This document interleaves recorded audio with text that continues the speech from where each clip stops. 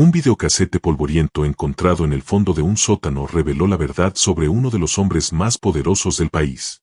Nadie imaginaba que un simple video casero de 1997 pudiera desenmascarar décadas de mentiras, destruir un imperio y cambiar para siempre el destino de una familia entera. ¿Qué harías si descubrieras que la persona que más admirabas construyó toda su vida sobre cimientos de secretos oscuros? Esta es la historia del hombre que todos conocían como el benefactor, un millonario filántropo respetado por todos, pero que cargaba consigo un secreto capaz de destruir su reputación y fortuna. Un secreto ahora expuesto por una simple cinta encontrada por casualidad. Cuando Héctor Ramírez, el hombre que donó millones a hospitales infantiles y fundó 3 organizaciones de caridad, falleció hace 3 semanas, todos esperaban que su funeral estuviera repleto de homenajes y lágrimas de gratitud. Lo que nadie esperaba era que una pequeña caja negra conteniendo una grabación antigua llegaría a manos de su hijo menor apenas horas antes de la lectura del testamento. El contenido de esa cinta no solo cambió el destino de una fortuna estimada en $2.7 mil millones, sino que también reescribió completamente la historia de un hombre que pensábamos conocer. Lo que vas a ver ahora es la reconstrucción detallada de esta historia que conmocionó a toda la Ciudad de México y nos hace cuestionar, ¿hasta qué punto conocemos realmente a aquellos que amamos? Este video contiene revelaciones que te harán repensar todo lo que crees sobre el éxito, la familia y los secretos que las personas son capaces de guardar. Prepárate para un viaje por la vida doble de un hombre que vivió como un santo a los ojos del mundo, pero cuya verdad oculta en aquella cinta mostró una realidad completamente diferente. Lo que vas a descubrir en los próximos minutos cambiará para siempre la forma en que miras a las personas a tu alrededor. La cinta no miente, las imágenes son reales, y la verdad es más impactante de lo que cualquiera podría imaginar. Miguel Ramírez siempre admiró a su padre. Creció escuchando historias sobre cómo Héctor, un simple hijo de inmigrantes, construyó un imperio de la nada y se convirtió no solo en un empresario exitoso, sino en un filántropo respetado mundialmente. Cuando recibió la llamada sobre el fallecimiento repentino de su padre debido a un infarto, Miguel sintió como si el suelo desapareciera bajo sus pies. A los 32 años, nunca había imaginado perder tan pronto al hombre que era su mayor ejemplo de vida. El funeral fue grandioso, como era de esperarse para alguien de la estatura de Héctor Ramírez. Políticos, celebridades y cientos de personas comunes hicieron lo posible por presentar sus últimos homenajes. Miguel observaba distante, todavía en shock, mientras escuchaba repetidamente las mismas historias sobre la generosidad y visión de negocios de su padre. Había algo extraño, sin embargo, en la forma en que su tío Eduardo, hermano menor de Héctor, parecía incómodo durante toda la ceremonia. Siempre que alguien mencionaba la bondad infinita de Héctor, Eduardo bajaba los ojos y apretaba los labios, como quien guarda palabras que no deben ser dichas. 3 días después del funeral, en la víspera de la lectura del testamento, Miguel recibió una visita inesperada. Eduardo apareció en su puerta, visiblemente perturbado, cargando una pequeña caja negra con las iniciales HR grabadas en dorado en la tapa. Encontré esto en el antiguo departamento de tu padre, aquel que nadie visitaba hace años, dijo Eduardo con voz temblorosa. Creo que necesitas ver esto antes de la lectura del testamento mañana. Tal vez comprendas algunas cosas, algunas decisiones que tu padre tomó a lo largo de la vida. Eduardo entregó la caja y se fue sin dar más explicaciones, dejando a Miguel confundido y con un extraño presentimiento. Dentro de la caja había una cinta VHS desteñida, sin etiqueta, solo con una fecha escrita a mano, 21 de junio de 1997. Miguel sintió un escalofrío al percibir que aquella fecha le resultaba vagamente familiar, pero no conseguía precisar exactamente por qué. Con manos temblorosas, buscó en su sótano la antigua videocasetera que guardaba por nostalgia. Mientras conectaba los cables en el televisor moderno de la sala, recordó, 21 de junio de 1997 fue el día en que su madre, Carmen, falleció en un trágico accidente automovilístico. Miguel tenía apenas 5 años en aquella época. El ruido característico del aparato antiguo llenó la sala cuando la cinta comenzó a rodar. La pantalla permaneció azul por algunos segundos antes de mostrar una imagen granulada y temblorosa. Poco a poco, un escenario fue formándose, una habitación de hotel lujoso donde su padre, 22 años más joven, conversaba con una mujer que no era su madre. Miguel se congeló al reconocer la voz de su padre diciendo, Carmen nunca puede saber sobre nosotros. Si ella descubre, perderé todo, el dinero, la empresa, la custodia de Miguel. Necesitamos ser más cuidadosos. La mujer asintió, acariciando el rostro de Héctor, y entonces la cámara tembló, como si hubiera sido movida accidentalmente. Las siguientes escenas hicieron que Miguel cayera sentado en el sofá, con el corazón acelerado y la respiración agitada. Su padre, el hombre que él idolatraba, el filántropo admirado por todos, discutía fríamente un plan que Miguel nunca podría imaginar. La cinta continuó rodando por 20 minutos más, revelando secretos que permanecieron enterrados por más de 2 décadas. Cuando la imagen finalmente se congeló y la cinta llegó al final, Miguel permaneció inmóvil, mirando fijamente la pantalla estática, intentando procesar lo que acababa de descubrir sobre el hombre que pensaba conocer mejor que nadie en el mundo.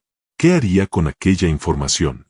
Mañana, a las 10 horas, abogados, familiares y ejecutivos de la empresa se reunirían para la lectura del testamento que determinaría el futuro del Imperio Ramírez. Y ahora, Miguel poseía una pieza de información que podría cambiarlo todo. La cinta antigua había revelado la primera parte de una verdad que jamás estaba preparado para enfrentar. La noche después de ver la cinta fue la más larga en la vida de Miguel. Su cerebro trabajaba incesantemente intentando reconciliar la imagen del padre amoroso que conocía con el hombre calculador de la grabación. Las fotografías familiares que decoraban la pared de su sala ahora parecían pertenecer a un extraño, un impostor usando el rostro querido de su padre. No logró pegar ojo mientras las palabras de Héctor en la grabación resonaban repetidamente en su mente: nadie puede saber lo que realmente ocurrió aquella noche.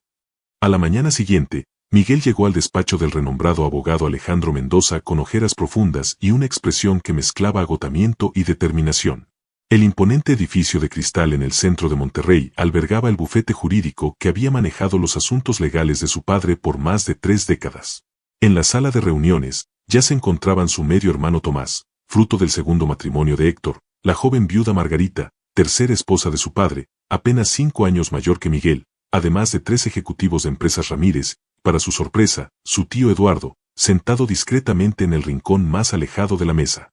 Alejandro Mendoza, con sus impecables 70 años y el característico traje gris, se colocó los lentes de lectura y abrió una carpeta marrón, conteniendo el testamento.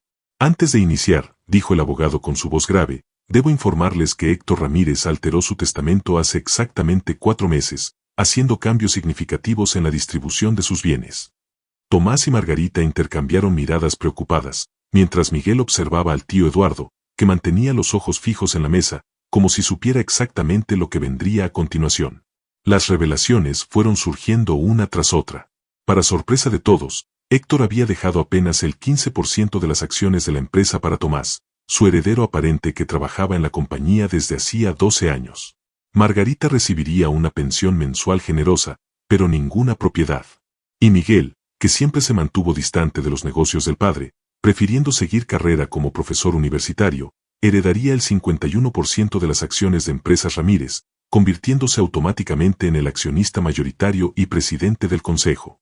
Hubo un silencio sepulcral antes de que Tomás se levantara furioso, acusando al medio hermano de manipular a un hombre anciano en sus últimos meses de vida. Aún hay más, interrumpió Alejandro, levantando la mano para calmar los ánimos. Héctor dejó una carta dirigida exclusivamente a Miguel, con instrucciones expresas para que fuera abierta solo después de la lectura del testamento y en presencia de su hermano, Eduardo Ramírez.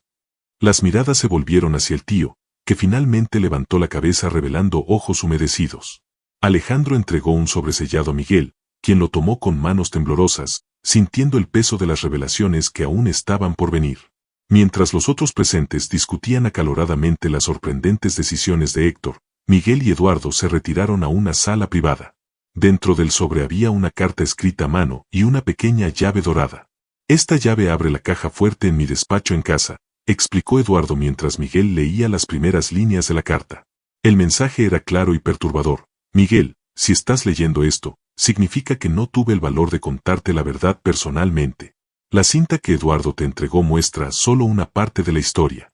En la caja fuerte, encontrarás documentos que explican por qué hice todo lo que hice. No espero tu perdón, solo que entiendas que cada decisión, por más terrible que parezca, fue tomada para protegerte. Eduardo rompió el silencio mientras Miguel doblaba la carta. Tu padre no era el santo que todos piensan, ni el monstruo que aquella cinta puede sugerir.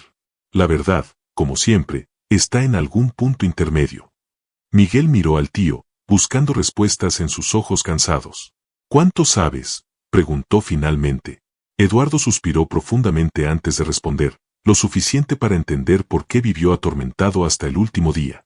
Héctor construyó un imperio basado en una mentira, pero también salvó muchas vidas con su dinero, tal vez intentando compensar.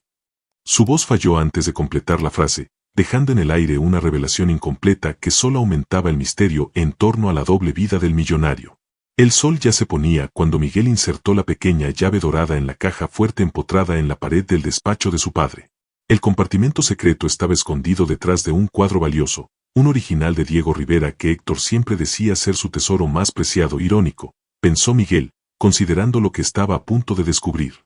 Con un clic metálico, la puerta de la caja fuerte se abrió, revelando diversas carpetas organizadas cronológicamente y un diario de tapa negra con las iniciales HR grabadas en dorado, idénticas a las de la caja de la cinta.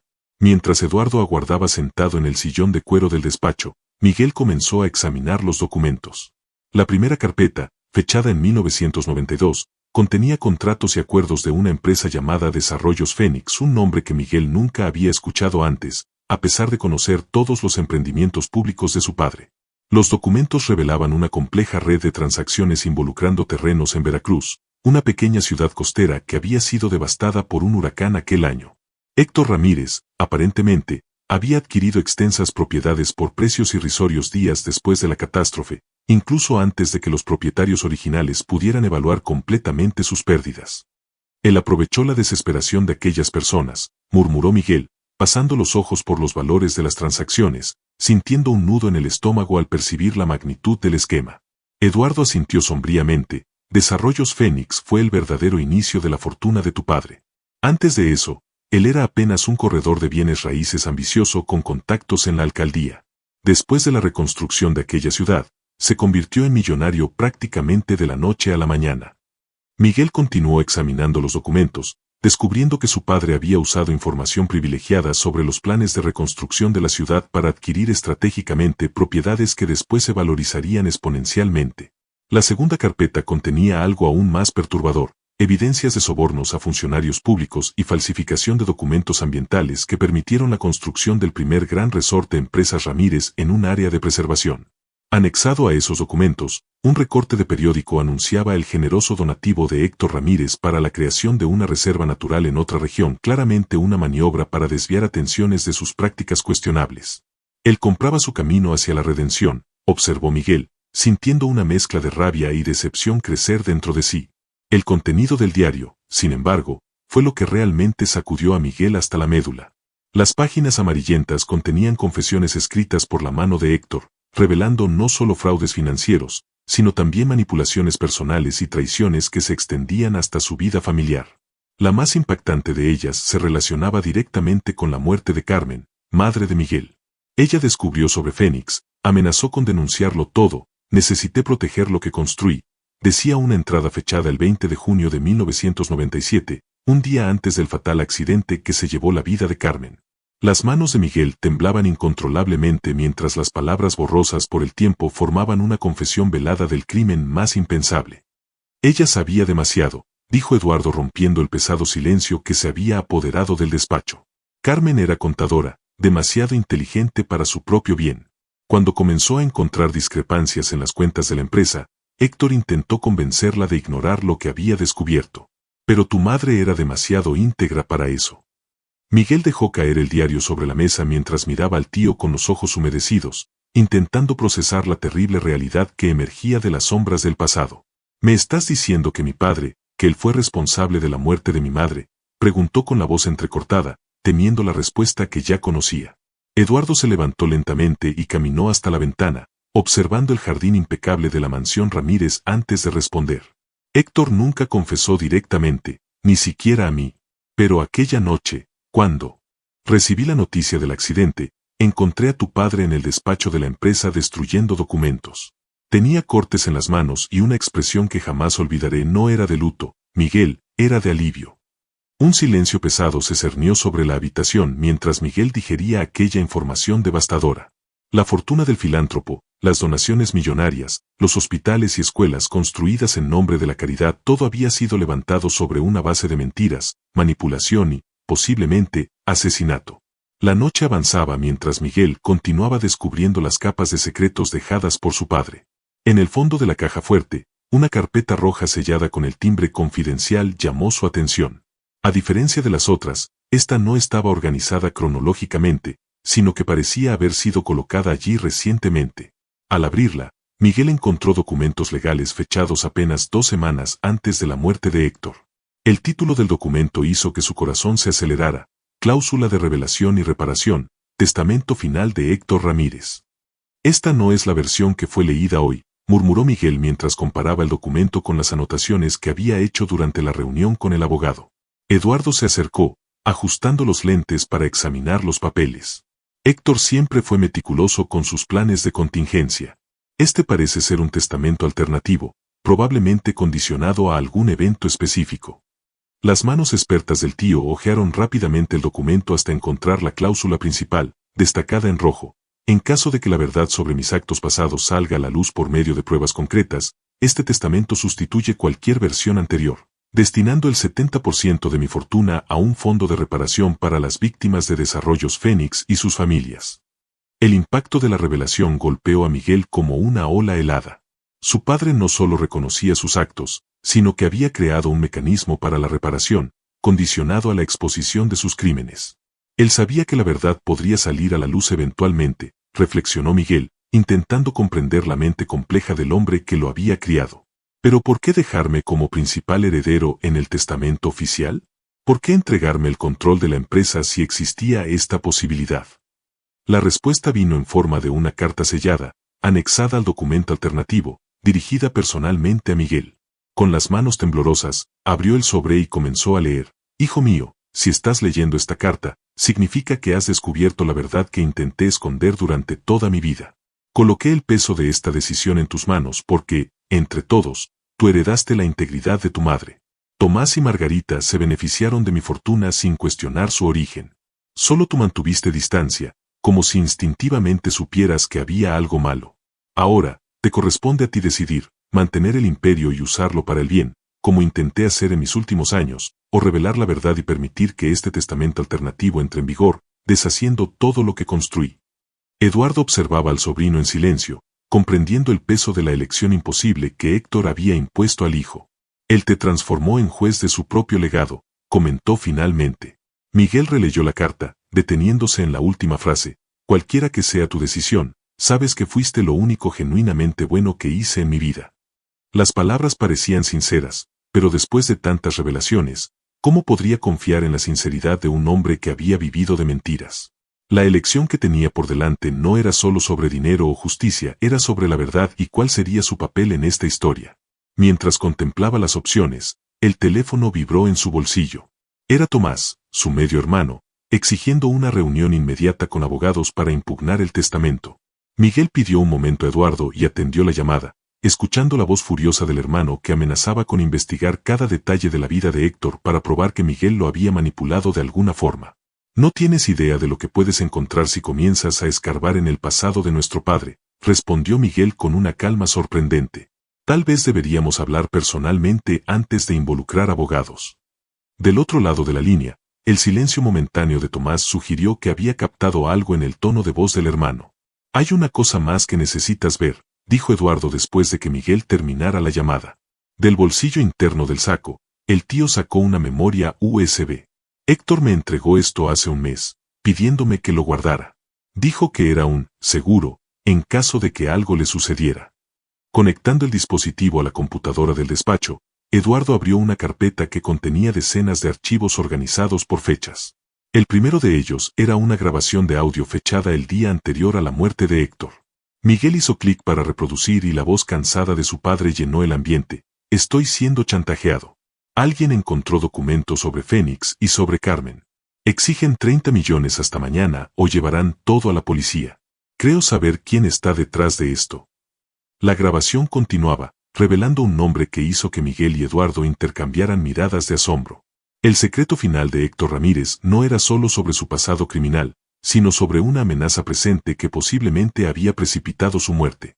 Mientras el sol nacía en el horizonte, iluminando el lujoso despacho donde padre e hijo habían compartido tantos momentos aparentemente felices, Miguel se dio cuenta de que la decisión sobre el testamento era solo el comienzo de un viaje mucho más complejo. El imperio construido sobre mentiras ahora estaba en sus manos, junto con el poder de exponer o enterrar definitivamente la verdad y con la revelación de que tal vez la muerte de su padre no había sido tan natural como todos pensaban. El sol de la mañana iluminaba la sala de conferencias de Empresas Ramírez cuando Miguel entró, cargando una carpeta negra y una memoria USB. Esperándolo estaban Tomás, visiblemente tenso, Margarita, con ojos rojos de quien no durmió, Alejandro Mendoza, el abogado de la familia, y, sorprendentemente, Leticia López, la jefa de finanzas de la empresa en los últimos 15 años.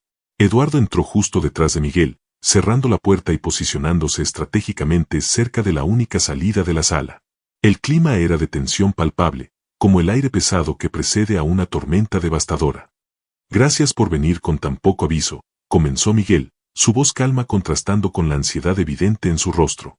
Convoqué esta reunión porque descubrí información que afecta no solo el futuro de la empresa, sino potencialmente la libertad de algunas personas en esta sala. Tomás bufó impaciente, cruzando los brazos en desafío, mientras Margarita ajustaba nerviosamente el cuello de su blusa de seda. Alejandro Mendoza mantenía la postura profesional impecable, pero sus ojos alertas traicionaban su preocupación.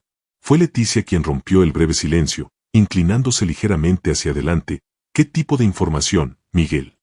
Con un gesto deliberadamente lento, Miguel conectó la memoria USB a la laptop sobre la mesa y giró la pantalla para que todos pudieran ver. Esta es una grabación hecha por mi padre el día anterior a su muerte. Presionó play y la voz cansada de Héctor Ramírez llenó la sala. Leticia y Tomás me están chantajeando. Encontraron documentos sobre Fénix y sobre Carmen. Exigen 30 millones o llevarán todo a la policía. Leticia tuvo acceso a los archivos antiguos cuando reorganizamos el departamento financiero. Tomás debe haber descubierto cuando buscaba formas de presionarme para aumentar su participación en la empresa.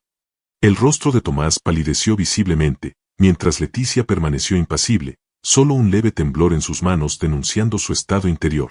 Esto es absurdo, explotó Tomás, levantándose bruscamente. Esta grabación puede ser fácilmente manipulada.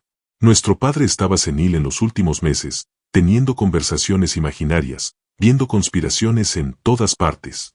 Margarita asintió vigorosamente, apoyando al hijastro. Héctor no estaba bien, Miguel. Los médicos nos alertaron sobre posibles episodios paranoides. Miguel sonrió tristemente, como si ya esperara exactamente esa reacción. Consideraría esa posibilidad, respondió pausadamente, si no hubiera encontrado esto. Abrió la carpeta negra y esparció sobre la mesa fotografías de Tomás y Leticia en encuentros secretos, fechas selladas mostrando reuniones regulares en las semanas que precedieron a la muerte de Héctor. Ustedes lo planearon todo meticulosamente, continuó Miguel, ahora mirando directamente a Leticia. Excepto por un detalle, mi padre era más paranoico de lo que imaginaban. Él mantenía cámaras escondidas en varios puntos estratégicos, incluso en el cuarto de hotel donde se encontraron para discutir los detalles del chantaje. Con un clic, Miguel abrió otro archivo en la computadora, un video mostrando a Tomás y Leticia discutiendo animadamente sobre cómo usar los documentos de Desarrollos Fénix para extorsionar a Héctor y eventualmente asumir el control de la empresa. 30 millones sería apenas el comienzo, decía Tomás en el video. Después de eso, continuaremos presionando hasta que transfiera el control mayoritario para nosotros. El silencio que siguió fue ensordecedor. Alejandro Mendoza ajustó la corbata, visiblemente incómodo con el rumbo que la reunión tomaba. Margarita se cubrió la boca con las manos, los ojos desorbitados fijos en la pantalla de la computadora. Fue Leticia quien finalmente habló, su voz profesional ahora sustituida por un tono frío y calculador. ¿Qué pretendes hacer con esto, Miguel? ¿Llevarlo a la policía? ¿Exponerlo al consejo? Cualquier movimiento en ese sentido destruirá la empresa que tu padre construyó. Las acciones se desplomarán, los inversores huirán, y el imperio Ramírez se derrumbará en cuestión de días. Miguel se recostó en la silla, estudiando cuidadosamente los rostros frente a él. La cuestión no es qué pretendo hacer con estas evidencias, sino por qué mi padre, aun sabiendo del chantaje, dejó la mayor parte de la empresa para mí, y no alteró su testamento para implementar la cláusula de reparación. Hizo una pausa, permitiendo que la pregunta flotara en el aire. La respuesta está en el último archivo de esta memoria USB, el verdadero motivo por el cual estamos todos aquí hoy. Con un último clic, Miguel abrió un documento digitalizado, un examen médico detallado revelando que Héctor Ramírez sufría de un aneurisma cerebral avanzado que podría romperse en cualquier momento. Él sabía que estaba muriendo, explicó Miguel suavemente. El infarto no fue una sorpresa, sino algo que él esperaba. Eduardo finalmente se manifestó desde su puesto junto a la puerta. Héctor descubrió sobre su condición médica hace 3 meses. Fue cuando comenzó a reorganizar sus negocios, alteró su testamento y me entregó las instrucciones sobre qué hacer en caso de que algo le sucediera. La mirada penetrante del tío cruzó la sala, deteniéndose en cada rostro. Él lo planeó todo, incluyendo esta reunión. Sabía que el chantaje vendría eventualmente, y preparó el escenario para lo que está sucediendo ahora. Tomás miraba al suelo, derrotado, mientras Leticia calculaba mentalmente sus opciones, su rostro una máscara de concentración. Margarita lloraba silenciosamente, tal vez lamentando al marido que nunca realmente conoció. Miguel se levantó lentamente, colocando sobre la mesa el testamento alternativo que había encontrado en la caja fuerte. Mi padre me dejó la elección de revelar o no la verdad sobre Desarrollos Fénix y sobre la muerte de mi madre. También dejó en mis manos la decisión sobre qué hacer con ustedes dos. Sus ojos se fijaron en Tomás y Leticia. A partir de hoy, están oficialmente desvinculados de Empresas Ramírez. No habrá proceso criminal, ni exposición pública, con una condición: cada centavo que intentaron extorsionar será destinado al fondo de reparación que voy a crear para las víctimas de los esquemas de mi padre. La expresión de Miguel se endureció, y si algún día intentan algo semejante nuevamente, todas estas evidencias serán enviadas automáticamente a las autoridades. Mi padre pudo haber sido muchas cosas, pero me enseñó una valiosa lección sobre contingencias. Mientras Tomás y Leticia dejaban la sala, escoltados discretamente por guardias que esperaban afuera, Miguel se volvió hacia Santiago Gutiérrez: prepara los documentos necesarios para implementar parcialmente la cláusula de reparación.